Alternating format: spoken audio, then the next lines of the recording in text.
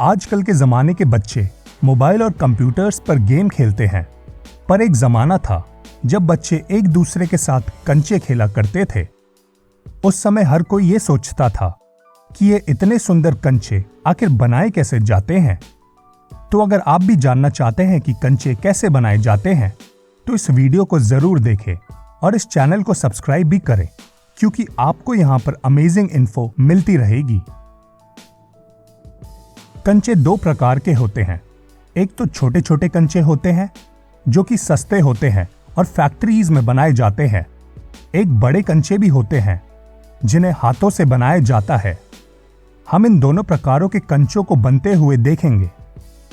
पहले देखते हैं छोटे कंचे कैसे बनाए जाते हैं।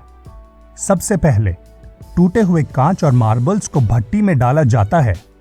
भट्टी का टेम्परेचर 1200 डिग्री सेल्सियस होता है, जिससे ये कांच और मार्बल्स पिघल जाते हैं और इनका लावा बन जाता है।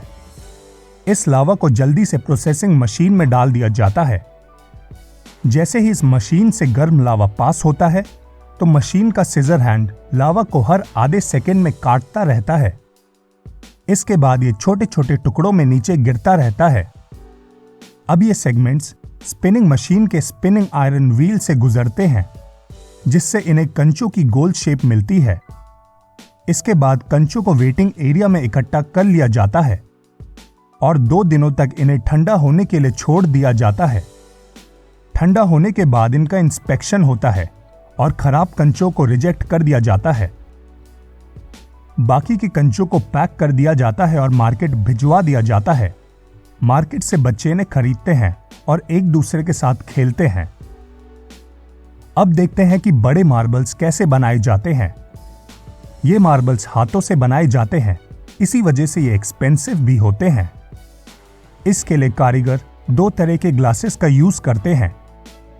पहला ट्रांसपेरेंट ग्लास, जिसके आर पार देखा जा सकता है, और दूसरा कलर्ड ग्लास, जिससे इन कंचों को टेक्सचर दिया जाता है।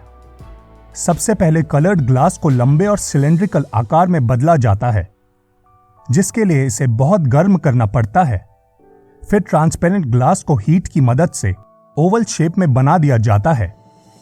जब ये ग्लास गर्म होता है, तो इस पर कलर्ड ग्लास की स्ट्रिप्स लगा दी जाती है और वो इस पर चिपक जाती है, और इसके बाद ट्रांसपेरेंट ग्लास की एक और लेयर लगाई जाती है। ये सब काम गर्म तापमान में किया जाता है। अब इस पर फिर से कलर्ड स्ट्रिप्स लगाई जाती हैं और इन कंचों के ऊपर हीट से इन्हें पिघला दिया जाता है। इससे अलग अलग तरह के पैटर्न्स तैयार होते हैं। फिर इसे शेपर की हेल्प से सर्कल शेप दी जाती है। इसके बाद इन कंचों को अलग कर दिया जाता है। फिर इन्हें मार्केट में भिजवा दिया जाता है, जिससे हम लोग इन्हें खरीद सकते हैं।